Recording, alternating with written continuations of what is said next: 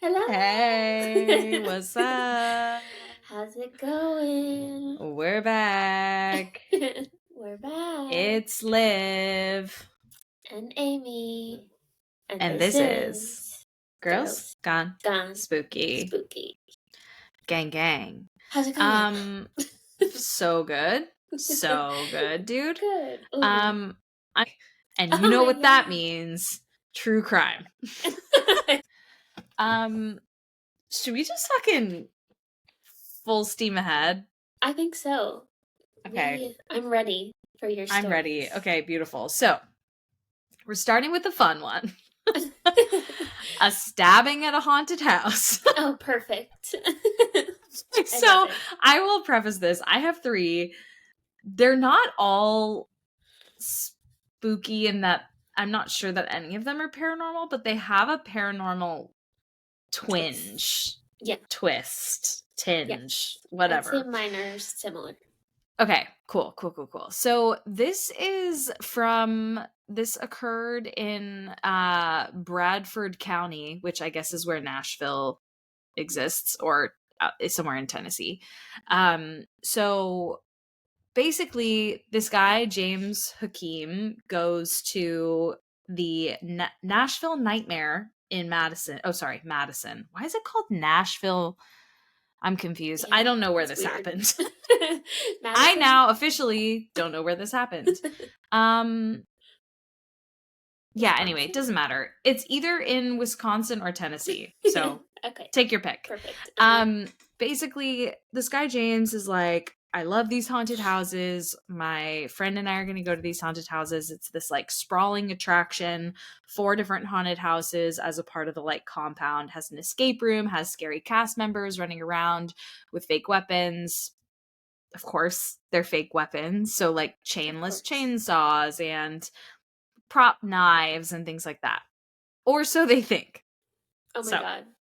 Oh no. Hakeem says a thin man with skull makeup, assumed to be an actor, approached his Oh. friend, Tana Greenfield, asking if Hakeem was fucking around with her, whatever that means. Yeah. When she jokingly said yes, I think, like, is this guy bothering you, is what he meant, but he said it like Okay. creepy and weird. Yeah. The man handed her a knife and said, stab him. Oh my god. Hakeem tells this newspaper, keep in mind, we'd been chased by chainsaws, holding other weapons, all kinds of stuff all night, and it was all fake. So she stabs at me and things go dark. So the blade No. was real. Oh my It went god. through this fucking 29-year-old's forearm. Thankfully, it didn't hit any major arteries, bones, tendons, but Wow. he said that, or the friend said his arm was gushing blood like something out of a horror scene. And of course, she's horrified because she's like, Yeah. oh my god, I just I had stabbed you. no Like, idea. I thought it was fake. Like, what the Yeah. fuck? So he gets Oh 9 no. stitches. He's saying like this guy was apologizing to him as he lay bleeding, saying, I didn't know my knife was that sharp. What? Oh my Yeah. god. But No. this is the creepiest part. There were no weapons allowed inside the attraction, and all visitors were required to go through what they called very extensive metal detectors. Hmm. So, So how did it like, end up there? yeah, so the organizers of this place said it must have been an employee because that's the only Mm-hmm. person who wouldn't have gone through some like crazy background or like metal detector check. Scanning. Um they think they know who it is and they placed him on leave until they can determine his involvement. No charges were filed. The suspect hadn't been publicly identified. But Wow. like, isn't that What a everyone's worst night. nightmare? Yes, it Where like is. this is why I don't go to these things. Because who's to say you don't get some fucking psycho sneaking in and Right. causing mayhem? Yeah. Especially like Pass. a haunted corn maze or something that's outside. Yes. Yes. Anyone could just like Anyone pop could in. wander in Yeah. there. I know. No No. thanks. I also don't want people jumping out at me. Like, Yeah. my family thinks it's so funny because I love scary stuff, like horror movies, but like, what I don't like is feeling bodily like terror. Yeah. Yeah, I like like being a scared in a threat. really controlled way. Yeah, I don't want to Yes. feel like I'm Mhm. physically being Uh-huh. threatened. Yes. That's So fair. pass on that. Uh-huh. Yep. Anyway, that's the Nashville Nightmare. Wow. Okay. Spooky. And now we are talking about John List. Have you heard of him? Oh, I think so, but I He murdered don't his whole remember. family. Oh, yep. Yes. I have Spoiler heard. alert. I mean, there are so many of those though, so Yes. you It could can't really be. be sure. Yeah, it's true. Jesus. Okay, Could be so anyone. I'm going to read excerpts from an article by Katie Serena from All That's Interesting. And I'll add some like additional context too. So, John List appeared to be the perfect son, husband, father. He was an accountant. He worked hard to provide for his family. The Westfield, New Jersey mansion, where he lived with his mother, wife, and 3 children, had 19 rooms, including a ballroom, Oh, marble fireplaces, and a Tiffany skylight. So these people were like New Jersey fucking yeah. royalty. Well, Um, the family was like just the embodiment of like the American dream in the 70s. Like it was like they went to church every Sunday. They were devout Lutherans. He taught Sunday school. He had this like great job. They lived in this like beautiful, really over the top house, kind of gaudy. Anyway, everything looked to be great until it wasn't. So 1971, John List is 46 years old. He loses his job at a New Jersey bank. He tries to find new employment, but nothing's panning out. He couldn't bear to tell his family about the loss of income, so he just kept pretending to go to work each morning, which honestly, oh my that God. alone is really creepy. I don't Yeah. like that. Yeah. Red So flag. he spends his days, instead of in the office, at the train station, reading the Oh, newspaper, secretly skimming money from his mother's bank accounts to pay their, I'm sure, very high huge mortgage. mortgage. Yeah. Mhm. Refuses to go on welfare because it would be just excruciatingly embarrassing within their community, and really like violates the principles of self-sufficiency that he learned from his father, essentially. So basically like terrified of letting everyone down. The solution that he comes up with, however, is so much worse. Like, you think welfare is embarrassing? How about Yeah. becoming a literal mass murderer? Yeah. Yikes. So he was like, I'm gonna kill my whole family. So, content warning, there is violence against women and children. Not, I mean, yes, it's violence. It's not there's no torture, but Yeah. it's brutal. So Mhm. it's heartless is what it seems like. Yeah. So the New York Times reported this actually on November 9th, 1971. John List shot and killed his wife Helen, his 16-year-old daughter Patricia, his 15-year-old son John, and his 13-year-old son Frederick, as well as his mother Alma, who was 85 years old. They were shot methodically, one by one. Helen, the wife, was first, so he saw the children off to school, shot her in the kitchen as she sipped her morning coffee, then went up to the third floor and murdered his mother in her bed. Wow. Great start. Yeah. He then shot Patricia and his youngest son Frederick when they returned home from school. Oh my God. It's a horror This is the movie. worst part. This is the worst part. Okay. He made himself a sandwich, closed out his bank accounts, cheered for his son at his soccer game, Oh my God. gave him a ride home, and then shot him in the chest. Oh my God. Like, so awful. So And awful. just psychotic. Psychotic. Like, literally psychotic. Yeah. He then proceeds to evade the authorities for a really long time. So he lays the bodies of his now deceased family members on top of sleeping bags in the ballroom, and then writes a note to his pastor, who he felt would understand his actions. Okay. Like, you're insane. Yeah.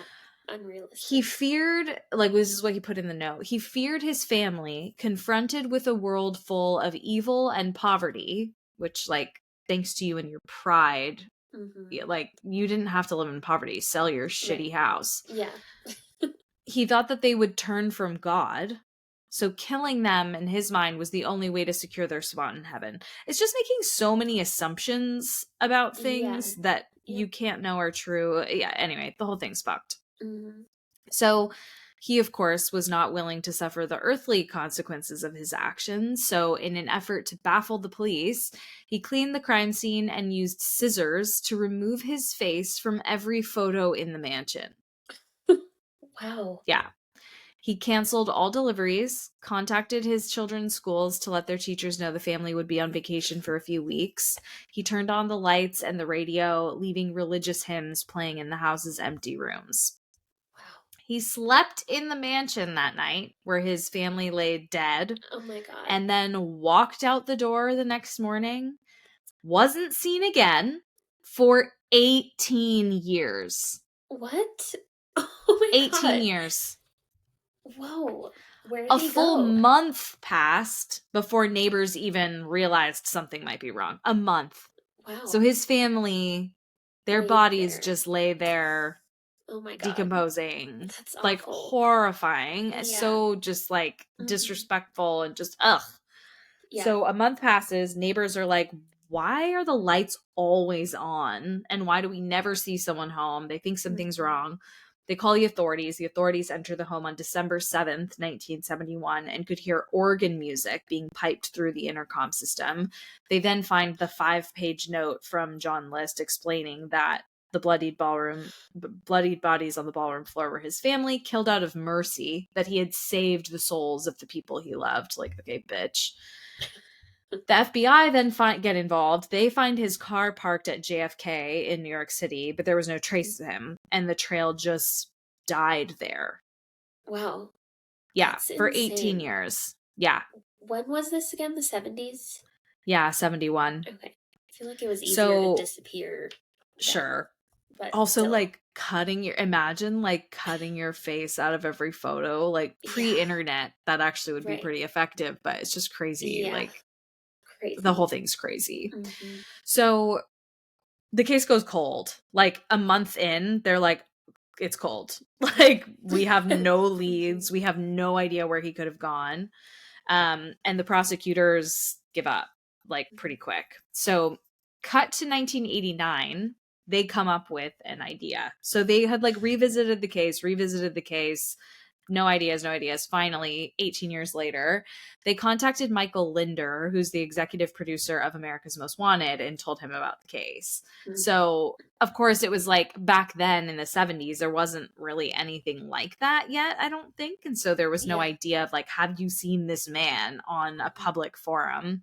So Linder was like, well, this is fascinating, but we also need to make sure we have an updated image of John to air on the program, as so many years had passed. Yeah. And I guess Linder said to the Philadelphia Inquirer, it seemed to me that it was a job for Frank Bender.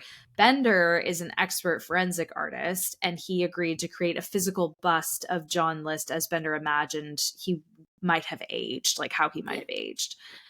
So he gave him a hawk nose, grizzled eyebrows, horn-rimmed glasses. Psychologists theorized that List would likely wear the same spectacles he donned as a younger man to remind him of more successful days. So they thought, like, his accessories likely wouldn't have changed. That's interesting. And it ended up being, like, a masterful depiction of him, because Wow. when they did pick him up, I'll send you the photo, but Okay. I mean, he really does look like something out of the 70s, just, like, old. Yeah.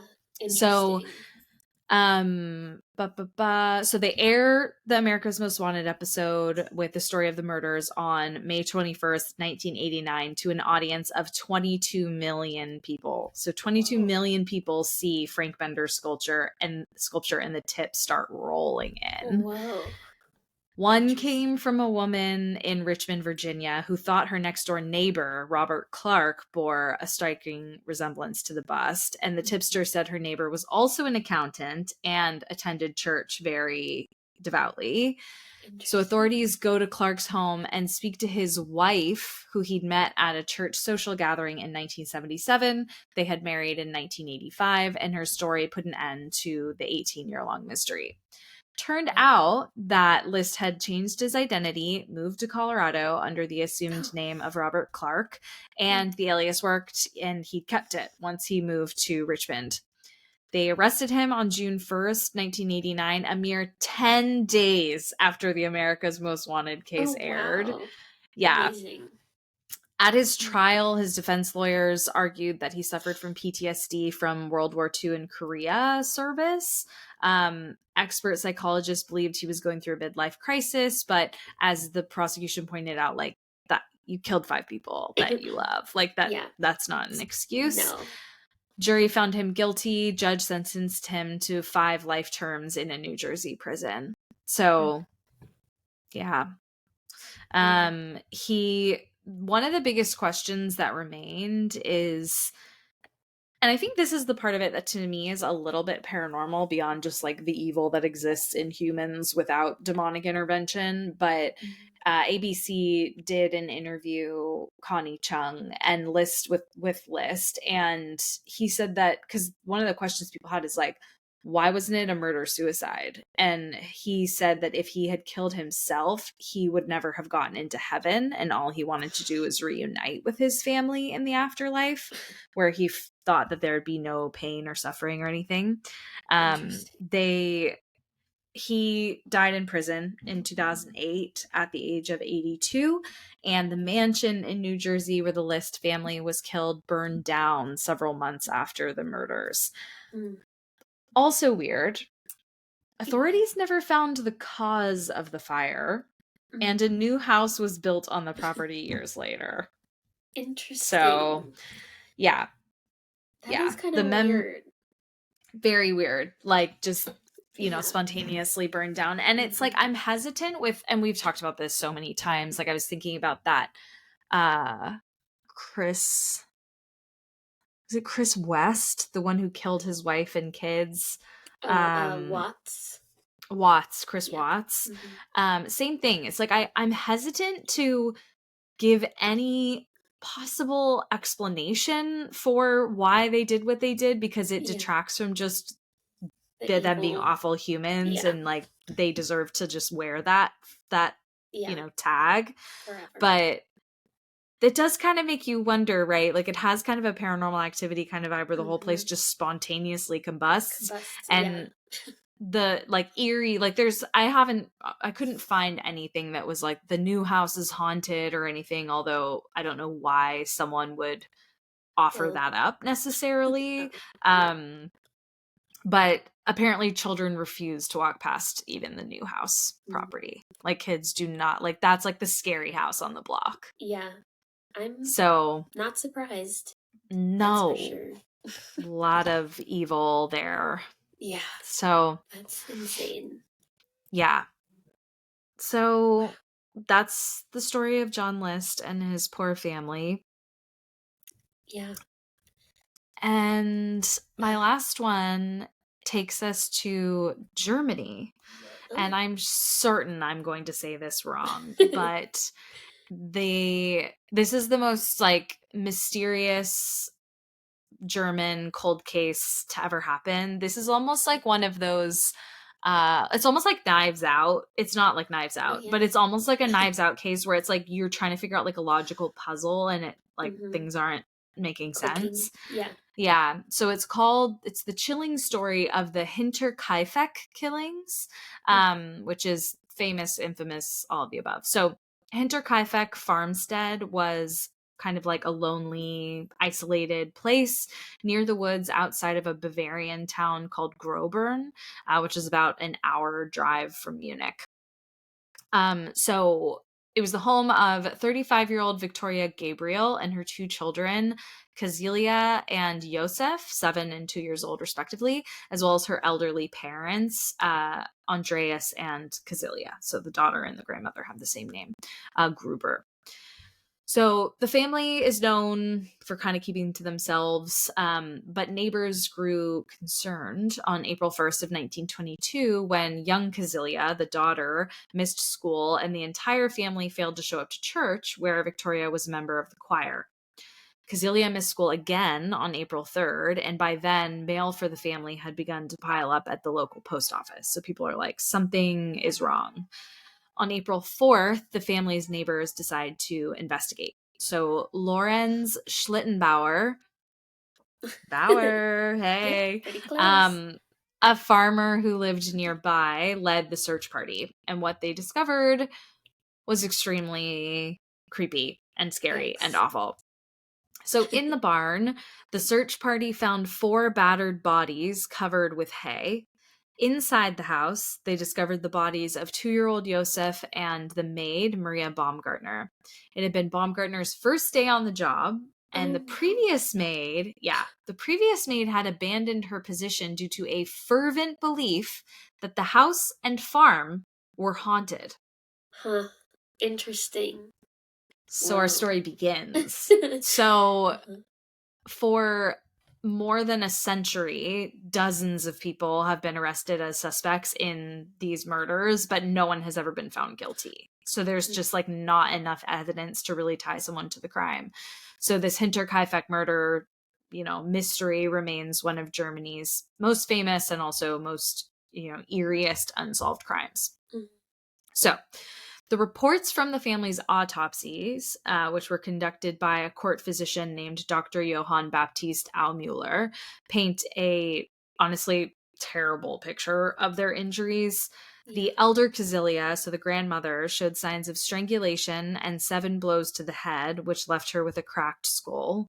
The face of her husband, Andreas, the grandfather, was caked with blood, and his cheekbones were protruding from shredded flesh in his face. So just like brutalized, like blood or bone popping through skin, like really bad. Yeah. Victoria, the mother, her skull was smashed and her head showed 9, they call them star-shaped wounds, and the right side of her face had also been hit with a blunt object. The younger Kazelia's lower jaw had been shattered and her face and neck were covered in gaping circular wounds. Okay. So while the elder Kazelia, Andreas, and Victoria likely died instantly from blows delivered by what's called a mattock, which is a pickaxe-like tool used for digging and chopping, the autopsy found that the younger Kazelia, the 7-year-old, likely remained alive and in shock for several hours after her attack. This is really brutal, so skip ahead 10 seconds if you don't want to hear it. She had ripped out her own hair in clumps. So she would like really suffered, which is just like awful and makes the mystery of the whole thing just like infuriating because it's like someone deserves to be punished for that. Oh my gosh. So yeah, inside the farmhouse, little Josef, who's 2, and the maid, Maria, had met a very similar fate. Maria was killed by crosswise blows to the head in her chambers, and Josef by a heavy blow to the face in his cot in Victoria's room. So similar to the bodies in the barn, their bodies were also covered. Maria's with her sheets and Josef's with one of his mother's dresses. So it's like they were killed so brutally, but then they were covered almost like in a respectful way, which is so weird. The farm animals, a Pomeranian watchdog, remained completely unharmed. They had actually even been taken care of and fed in the several days that passed between the murders and their discovery. So someone stuck around and fed the animals, which is just like, what? Sick? Yeah. Right. So police initially suspected vagrants or like traveling men of ill repute, as they call them here, but really tossed out the theory after a bunch of money was found inside the house. Like that was the family's, but it was just untouched. So it was like, okay, it's clearly not a like theft gone wrong. Besides the bodies and the hay and the bed sheets used to cover them, nothing else had been disturbed, although the killer clearly remained at the farm for several days, not only feeding the animals, but eating meals and lighting fires in the fireplace. So it's like, it seems though if you're just out for shelter that you would also take money, but anyway, the whole thing is just so mysterious. So when the police then questioned the former maid about her belief that the property was haunted, she said that she had come to that conclusion after constantly hearing sounds in the attic and experiencing an unsettling feeling of being watched. So then you start thinking, okay, a squatter, and something goes wrong. Maybe they're discovered. Mm-hmm. So Andreas had not believed her, but he too had confided in neighbors about some strange happenings in the days before the murders. A newspaper that he did not buy was found inside his home, and a set of footsteps was discovered leading from the forest to the farmstead. The footsteps were set in pristine, unmarked snow, only leading in one direction. And nobody at Hinterkaifeck knew who they belonged to. So, some weird stuff. Okay, so to make matters even stranger, one of the family's 2 keys disappeared shortly before the murder. So combined with the footsteps from the woods, sounds in the attic, smoking chimney in the days following the crime, there's this like sort of like profile of like just a heartless intruder that just wanted to kill them and live in the house for a little while. So suspicion eventually settled on a few men who were like loosely connected to the family, in part because of some domestic turbulence at the farm. Victoria, who was a widow, or she was a widow whose husband had died in World War I, and her son Josef's father remained identified to this day. She had had a relationship with Lorenz Schlittenbauer, the man who had led the search party that discovered the bodies, which sometimes is kind of suspicious. And both had publicly referred to Josef as their child. So they planned to get married, and then Andreas, the grandfather, interfered, and their relationship ended. Schlittenbauer eventually married someone else, and they had a child who died in infancy, but that's not super important. Police zeroed in on him as a suspect because they theorized that, okay, he's traumatized by the death of his baby, doesn't want to pay child support for Josef. He came to the farm, murdered Victoria and her family. And that was sort of supported by the fact that those with him during the initial investigation had found his behavior very suspicious. They said that he acted really nonchalant. He was sort of like looking at and handling the bodies without being seemingly like repulsed by it. And the fact they had these like grievous injuries, like their bodies would not have looked like you or me. They would have looked like really battered. And he knew his way around the farm, although he had dated Victoria, so maybe that's not weird, or he was just in shock. Like people tend to act weird when shit like this happens. So they questioned him extensively, but were unable to conclusively place him at the crime scene. And they reasoned shock as why he may have acted that way. Knowledge of the farm, attributed to the relationship with Victoria. Yeah.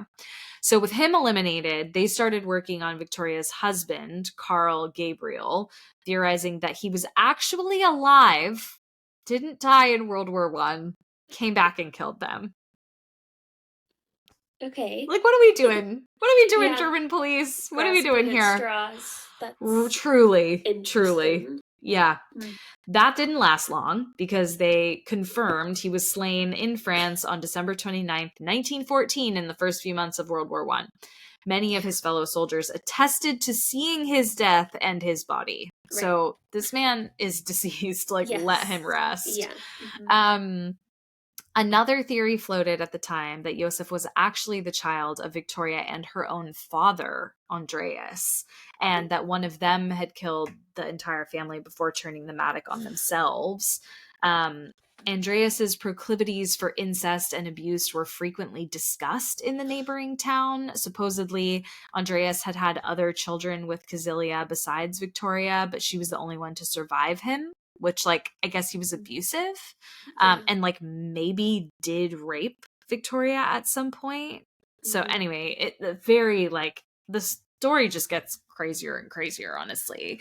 But none of the injuries to any of the bodies could be explained as self-inflicted. So it could not have possibly been a murder-suicide perpetrated by anyone in the family. Yeah. Yeah. So the murderer had to be someone who didn't live at the farm, but then who? What they did know is the crimes have been committed by someone who knew their way around a farm, as evidenced by the upkeep after the murders and by the expert wielding of this mattock, which is a farm instrument. Mm-hmm. And the brutality of the murders suggested that they had been committed by someone with a personal vendetta against one or several of the groupers. So, but they just could not figure it out. So eventually they closed the case, but it wouldn't remain closed. So it has been reopened several times, of course, and I think this actually is a really good segue into your section. A lot of clairvoyants have been given a chance at it. There's a book where this author, Peter Leuschner, details how the bodies of the family and the maid were beheaded not long after the original autopsies, and the skulls were sent on to Munich, where they were examined for metaphysical clues, but obviously the skulls did not speak. So then cut to 1923, the farm is demolished and the family lays buried without their heads, apparently, in a plot in Weidhofen. The skulls are then lost during World War II, which is just crazy. Initial evidence gathered at the crime scene is either lost or too old or degraded to provide any additional information now too, so they're really just going on like what's written about the case. In 2007, the Fürstenfeldbruck Police Academy takes the murders on as a cold case because of the relatively basic forensic techniques that were employed during the original investigation. Missing evidence, later deaths of suspects, they were unable to conclusively identify the murderer, but they did all agree on a theory. But they won't share the theory. Why not? Yeah.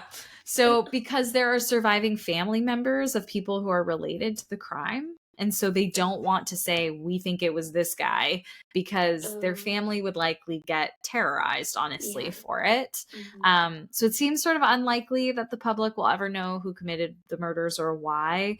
And whatever like additional secrets the Gruber family had, like with Andreas and maybe some like creepy and violent behavior, those secrets, unfortunately, or maybe fortunately, died with them. So that is Hinterkaifeck, which I'm sure I'm saying incorrectly. So all my Germans out there, my bad. I'm a Bauer, but I'm not a Bauer. You know what I mean? Exactly. I do my best. It sounds right to me. Bauer. It's a bummer there's no one in the Gruber family named Hans. Hans Gruber. Like from Die Hard? Yes. You feel me? Took me a second. Okay, I had to make sure. I got there. Had to make sure you got it. I needed the help, actually. I got you, girl. Yeah, wow. That's interesting. There are a lot of weird details in that story. Very weird. Very weird. And there are some other articles that I didn't want to include because I already felt like this was like really thorough, and also these are very much speculative, but there are theories of what the police academy came up with. And it actually involved luring the family one by one into the barn. So I didn't, reading through it, I couldn't really understand like how they came to that conclusion, but that adds to the creep factor for sure, that you would like somehow be like, okay, it would be like, I need to go to the barn for something, or there's some noise out there, I'm going to go check it out. And then they don't come back. And then another family member goes, discovers their dead relative, and then get attacked. It's just horrible. Like the whole thing, just like so spooky and weird. And don't assume that weird noises in the attic are ghosts, you guys. Could be a squatter who wants to kill you and live in your house. To me, I know. Honestly. Same. I hate that. Same. Retweet. Yikes. Hate it. Yeah. So, anywho, no thank you. Your turn. Okay. That sounds good. So, I have some weird ones that are, well, I guess they're scams, unfortunately. I was going to say strong start. Yeah. We'll just talk about it. So, the first one is a murder. Scam. Yeah. So the murder is real. Okay. There's some Oh, I see. Yeah. Got it. weirdness around it. So it's Jeanette De Palma. Okay. I got all of this from an article called New Clues Point to a Coven of Witches Involved in Teens 1972 Murder. Okay. Yeah. So it was written Plausible. by Allison Maloney, and I'm basically just going to read it, but summarize a little bit. So on I'm August 7th, 1972, 16-year-old high school student Jeanette De Palma told her mother she was going out to visit a friend. When she didn't return that evening, her worried mother called the police, who discovered she never made it to her friend's house. 6 weeks later, a dog walking in the woods near Jeanette's home in Springfield, New Jersey, ran back to its owner with a badly decomposed arm in his mouth. So... Excuse me? Yeah, carrying a body part. Imagine. Oh This is obviously a very grisly discovery. It led the police to finding her body nearby, and this sparked a whole mystery that got embroiled in rumors of witchcraft and also is kind of part of the satanic panic that happened. Oh, interesting. Okay. Yeah. So Jeanette's body was found on a ridge known as the Devil's Teeth, because of course it was somewhere where the devil was involved.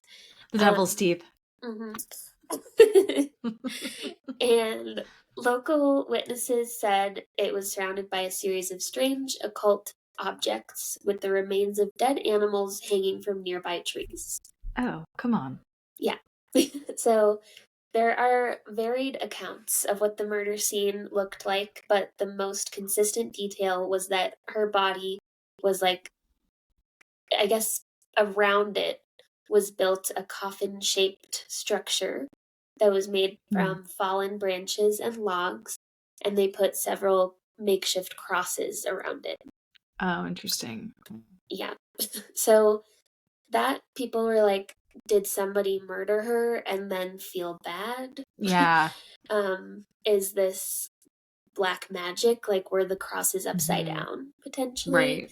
And then rumors fly, like, there was a pentagram and, like, all these animal bones and stuff. And so... Right. Which, like, it's a forest, right? So... Yes. There would likely be animal bones. Yeah, there could be. Just normally they're not placed. Yeah. But it's also strange because when they did the autopsy, they couldn't determine the cause of her death, but they did find in the toxicology report that she had really high levels of lead in her system. And that also remains unexplained. So... Interesting. Yeah. I have a weird question. Yeah. Do you think that if you're exposed to lead once you're dead, that would show up on a toxicology report? It wouldn't, right? Because you'd have to have live tissue for it to penetrate? Or, I don't know. I'm not sure. That's a good question. Because, I don't know. Let's see what Google says. Let's see. It says... Yes, lead exposure after death can show up in toxicology primarily through contamination from the environment, like soil, burial containers, or sampling. But forensic toxicologists use advanced methods like ICP-MS to differentiate true body burden from external lead through interpreting postmortem lead levels. Though interpreting postmortem lead levels requires careful consideration of environmental factors. So bone lead actually provides a better long-term history than blood. But it was a corpse at that point, so it's very possible that they could have sampled her bone. Right. Interesting. But that's interesting that you could, like, your body could take on things that could hurt you even once you're gone. Right. You know what I mean? Like, doesn't that seem kind of like, why? Yeah, why? Just let us rest. Why? Let us rest. Yeah. Interesting. So yeah, no idea where the lead came from in her system. But 2 weeks after her body was found, local papers started publishing articles confirming that her death was due to witchcraft. And in these articles, it was always stemming, excuse me, from this local evangelist and family friend, Reverend James Tate. It's always a reverend. Come Yeah. on, reverend. Yeah, I mean, he would, I guess, believe in Satan, Right. I suppose. You know, technically, I'm a reverend. Oh, because you're ordained. Yeah. Is Hail that Satan. why? Just kidding. Yeah, because I'm Reverend ordained, Bawa. which is so funny. I don't know when it's valid until, though, actually, Mm. so I may no longer be a reverend. Just maintain it, just so you have the I'm a title. reverend in my heart. I may Yeah. actually be officiating another wedding at some point in the next Oh. year or two, so Exciting. Yeah. shout out Rael. Aw. If she's listening, no Cute. pressure, but shout out Rael. Aw. She was I like, would know. you be willing to? And I was like, yes. Yeah. 1,000 times yes. Cute. That's exciting. Wait, is she So funny. engaged? Or it's just Yeah. Yeah, Oh, she's I missed engaged. that. Oh, Yeah, good. she got engaged before us, like a couple months maybe before us. Okay. Uh-huh. Yeah. Congratulations. Exciting. I missed Yeah, it. congrats, That's Ray. so exciting. I love it. Lovely. Okay. Let's see. So Okay, the reverend. this reverend, he Fuck-ass is like, reverend. yeah, he's like, there's a coven of mostly teenage witches. Oh, great. In the local community. So that's who he blames, and there are a lot of they ran with that. There were a lot of articles they did. that went with that. But then for whatever reason the police arrested a homeless man but found he was not guilty. And so with no more leads, they closed the case. In the late 90s, somebody named Mark Moran from the magazine Weird NJ, so Weird New Jersey, decided to take a look. Okay. And he found that the police had either lost or destroyed most of the files that the locals he approached seemed too frightened to talk about the case, and that the locals were too frightened to talk about it. So he published his article, and then he starts receiving all of these anonymous letters from people in the community, like talking about the murder. So one of the letters said, I was a young teenager when the discovery of Jeanette De Palma happened and lived in the next town. About 2 years prior, there was much talk in my school about a cult in the surrounding area.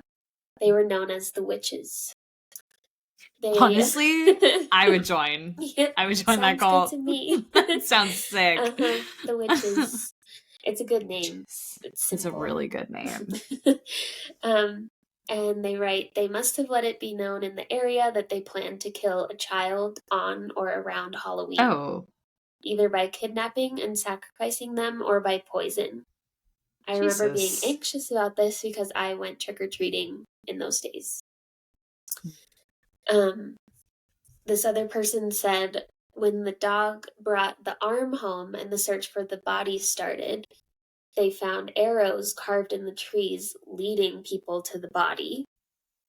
And they also talk about there being dead animals tied to the trees, and also some in jars, which is weird. Witchy, for sure. Yeah. So that's like, it was a panic, and people were like willing to accept that it was witches, basically. They're like, that seems really plausible. Yeah. For some reason. And unfortunately, this murder remains a mystery even now. But a few things have been debunked since this article. I was going to say, wait, what was real? Right. So that was from 2017. And interestingly, it was like this ended up being debunked by that Weird NJ magazine. So they published this article and then we're like, never mind. We're like, our bad. Few years later. Yeah. Our bad. Yep. So I guess they looked into the case again. This time they did recover some of the police files that they had thought were missing or destroyed. And the most major thing that they found was crime scene photos. And the biggest revelation is there was no occult staging of any kind. No weird crosses, no animals, nothing. Just her body. Wait, who made that up? I don't know. Like no coffin, no, none of that. Nope. No. So it's like somebody started a rumor and it just really caught on. But why people were so willing to believe it, I don't really know. I have a conspiracy theory. Okay. What if the cult was real Mhm, and they started the rumor? mhm. You know To what I gain mean? Like notoriety? to gain Yeah. notoriety and also on a more like satanic edge, like Yeah. to cause fear for like Yeah. bad entities to feed on. Right. That's true. It's a good theory. Just I could saying. see it. Just This, saying. yeah, we also are in the midst of, excuse me, the satanic panic era. Yeah. So people Yeah. were probably more on edge and like willing to think it could be real. Like, Honestly, bring back the satanic panic. Like, is that crazy? Like, it's better than the hellscape we're currently living in. it's true. That is true. I mean, it can't get much worse, to be I will honest. take satanic panic over this shit. Yeah. Yeah. Yeah. Same. Chicken But is like $15 a pound. I will take the oh my satanic god. panic over Yikes. that. It's not that Yeah. bad, but it's pretty bad. Pretty close. I mean, yeah, everything is so expensive. So Our expensive. yeah. Yikes. I'll bite my tongue on what Yikes. I was about to say. Yeah. Yeah. But I almost, sure. yeah, I know. Yes. Yeah. Okay. So last thing about this is another thing that debunks all the paranormal around it. Mm-hmm. Richard Cottingham, he's a pretty notorious serial killer. He's the torso killer. Have you heard What of the that? fuck is that? No. Okay, I've heard of it only because Ew, do I want to know? it's just you could probably guess. He likes to like chop, I guess. We'll put it that way. Like remove their torso from their Mhm. body. Yeah. Yeah. Was she So, cut in half? she was not, but he wrote in to some reporter in 2021 and he alluded to the idea that he was responsible for Jeanette's death, but he didn't like say that he was guilty. He just alluded to it. Would that have been So, early days in his murder spree? yeah. So before he figured out his vibe. So yeah, it well could have been. And Jeanette, she Poor hitchhiked Jeanette. to get around. Oh, Jeanette, honey. And No. so yeah, I mean, obviously much more commonplace then. Yeah. Still dangerous, but yeah. So the reporter. And wait, this was when? The 80s? This happened in the 70s, The 1972. 70s. Okay, and he wrote in. Did he write in from prison? Mm-hmm. Oh, okay. Yeah. I was like, Yeah, if this no. bitch is free, No. I'm No. gonna lose it. Yeah, no. He's in prison for Okay. 17 murders. But He cut 17 women in half. I don't know if he did that to all of them. What in the But- fucked up magician act is that? I know. I It's awful. hate that. Yeah. So Oh, I don't like that.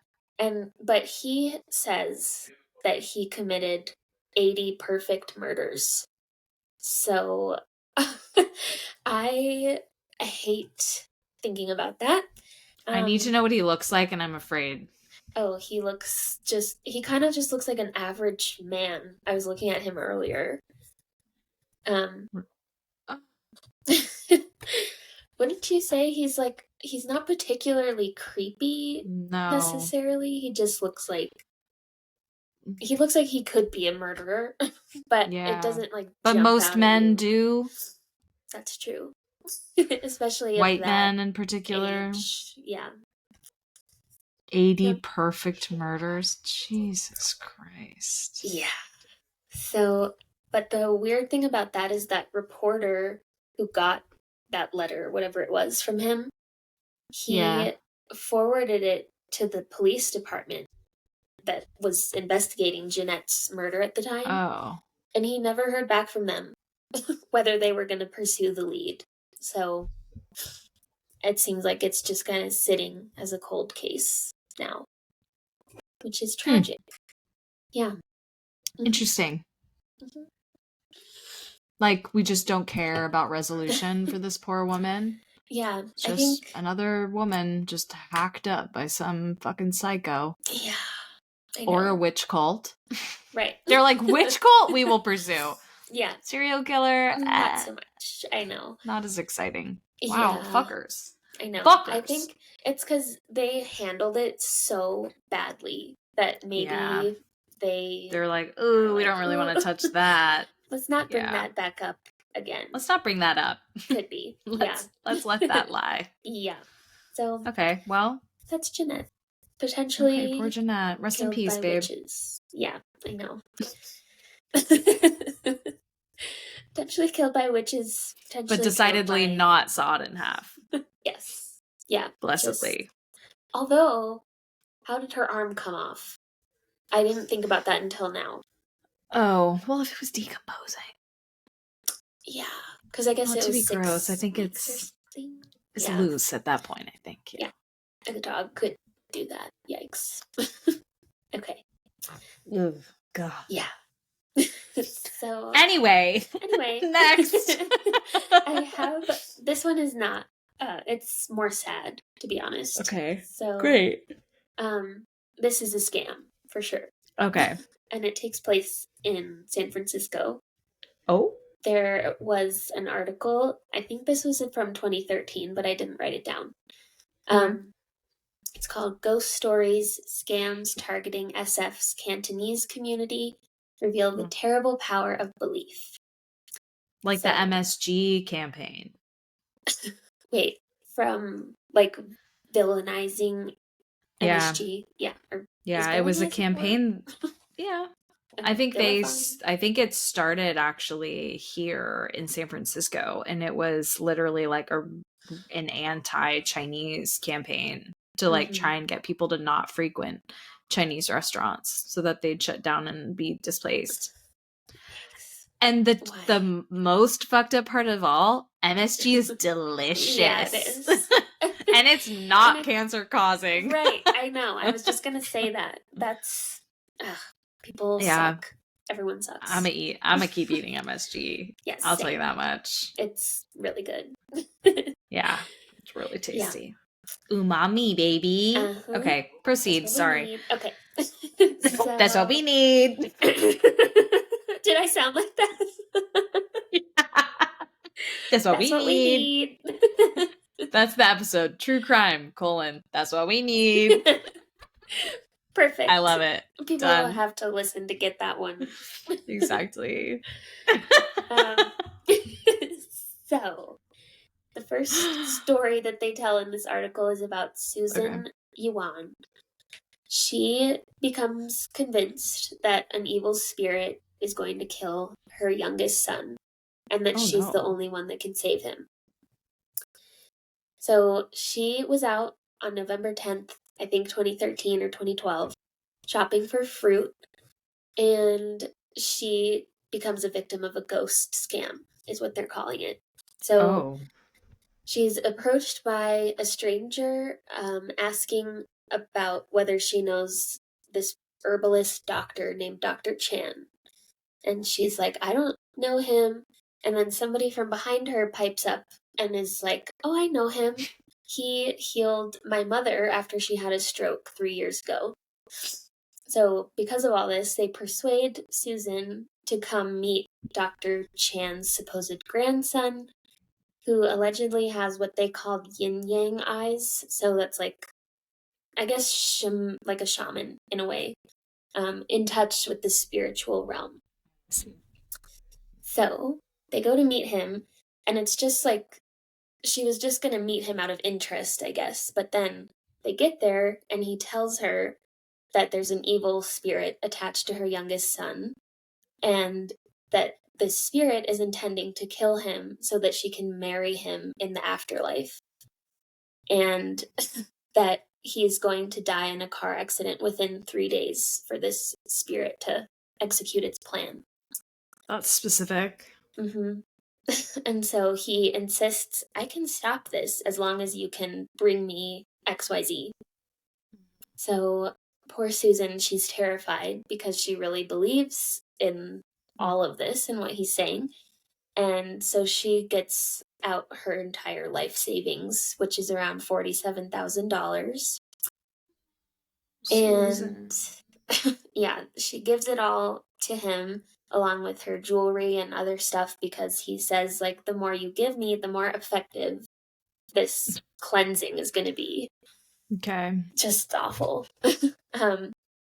And he says, so he just is like chanting, I guess, ghost will not follow your son will not die, your son will not be involved in a car accident, ghost will not harm your son, over and over again. Yeah. Afterwards, she's told to tell nobody and don't turn around and look back at us. And so, I forgot the detail that during this ritual, he put her money and valuables into baggies and then put them all inside this singular large black bag. He hands her the bag back. Turns out it's actually full of apples and water bottles. So they had switched bags somehow. Oh my god. And they took her stuff and gave her the like junk, essentially. Oh my god. And this happened to 50 people. And the losses totaled around $1.5 million. Oh. But oh my god. It's awful. But for Susan, the police found she's taking the bus back from this ritual, and the police find her on the bus and they're like, we have your stuff, because they had just gotten the thieves like between. Oh my god. Yeah. Okay, so, good thing for Susan. Jesus. I know. Lucky for her. I hope that it worked out for other people as well, but I don't know. So she must have been one of the last people to have fallen for this scam, so they were like already on the trail. And then, so yeah, did a whole awareness campaign of beware of blessing scams and beware of ghost scams. So people like put that all over Chinatown so that people wouldn't fall for these anymore. Yeah. And then when they did find those thieves, I guess, or scammers, they insisted that they were actually the victims, forced to do this by something called the Triad Crime Ring. And that they were all threatened, saying you can either like do a this, gang or something. Yeah, or you can come collect your child's corpse in China, is what they said. So I just thought that was interesting. It's not. Oh my god. It obviously has a paranormal element, and they were preying on people who really believe in the paranormal. Although I guess maybe it's not appropriate to call it that because it's just a cultural thing. Yeah. Well, they fear the paranormal. The spirits, yes. Yeah. Sure. Interesting. So that's that. I wonder how true that is, this like triad like gang. I know. Yeah, I didn't look that up at all. It could be. Or you can come collect the corpse of your child. That's fucking sick, dude. Brutal. Yeah, I know. It's Jesus. awful. Yeah. So then again, the mob usually is pretty brutal, so it's true. People can do horrible things, as we've learned through this episode. As we've learned, yes, precisely. Yeah. But I just have some real quick last ones, which is how ours connect.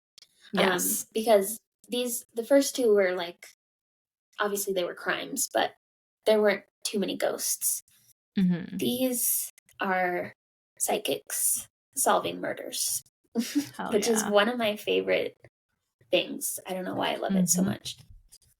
But I came up against in my research actually like the opposite, like psychics who've like pulled investigations off course and like likely caused the deaths of people. Like they would have been found if they hadn't pulled. Yeah. Oh no. Yeah. Wow, that's awful. Yeah. Well, or like giving families false hope and things like that. So like scammers are out there and we acknowledge that. These are maybe the exception to the rule. Yes. These are like reputable, if there is such a Yes. thing for a Yeah. psychic. Because these are, like, I think all of these are people that worked with the police, like, Mm. regularly. So they Yeah. were a bit more in the fold of, like, Yeah. actual law enforcement. Um, I know that there are, like, Reddit psychics that are like, I Sure. know what Yeah. happened. But Of yeah, course. anyway, these are just three of them. So the disappearance of Susan Jacobson is the first one. On May 15th, 1976, 14-year-old Susan Jacobson left her Staten Island home for an after school job at a local ice cream parlor and never came home. Law enforcement dismissed the parents' concerns, claiming that she had simply run away with her boyfriend. In desperation, the Jacobsons contacted a psychic named Dorothy Allison, and upon meeting the Jacobsons, Allison experienced a disturbing vision in which Susan was strangled by her boyfriend. Mm.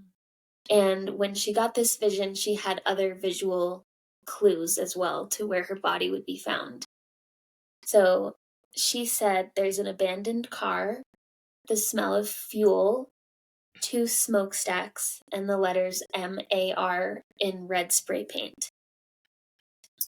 So law enforcement, I guess I misspoke. So in this case, law enforcement declined to work with her. But Jacobson's father, the victim's father, was able to use these clues to locate a rock spray painted with the letters MAR Oh my God. at an abandoned shipyard from which 2 smokestacks and an abandoned car could be seen. And that's where Susan's body was found. Oh She my was God, that gives me concealed. I chills. know. She was concealed in oil drums, hence the sense of the smell of oil.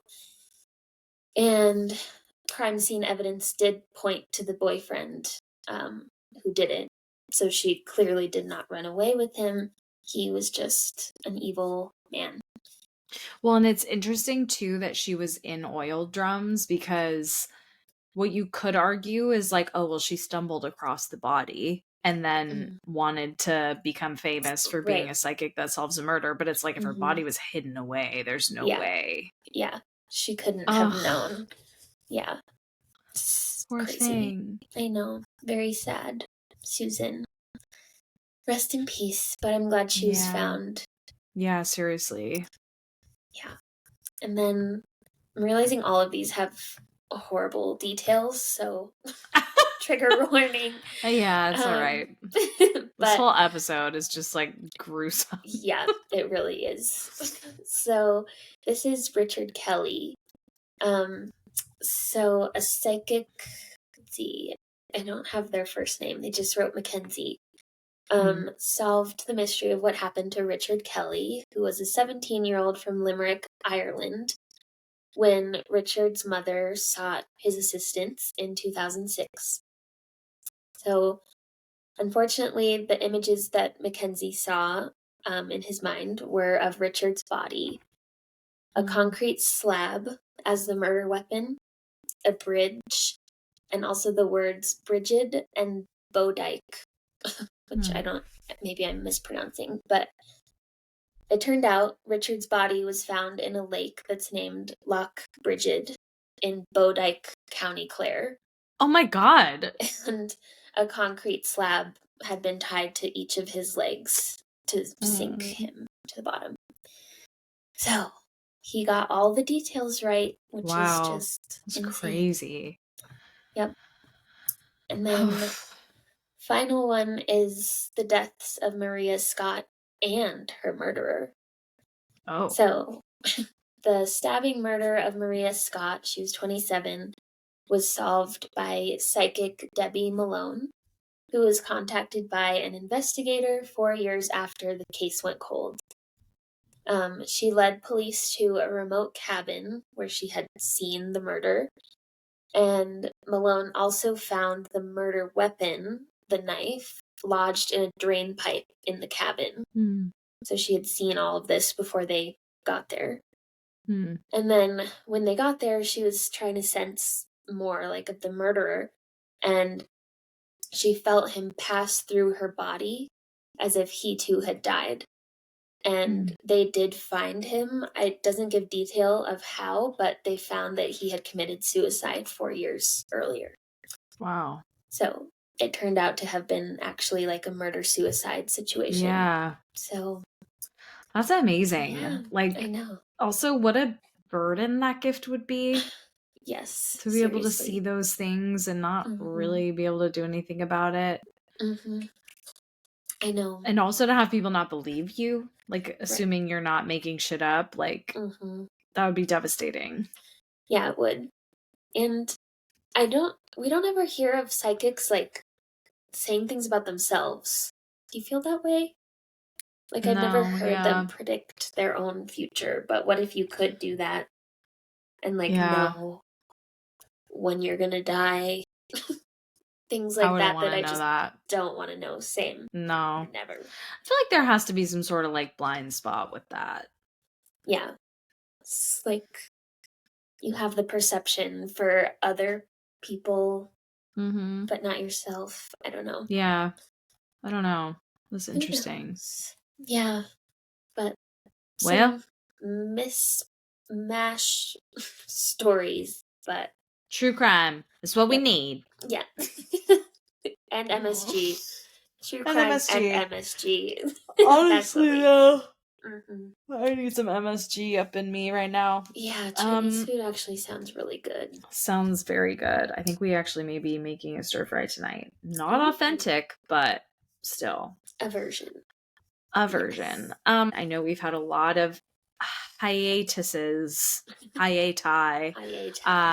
through the holidays, so appreciate you hanging in with us. Very happy new year, and we're so excited to be back with you, and until then, stay spooky. Bye. Bye.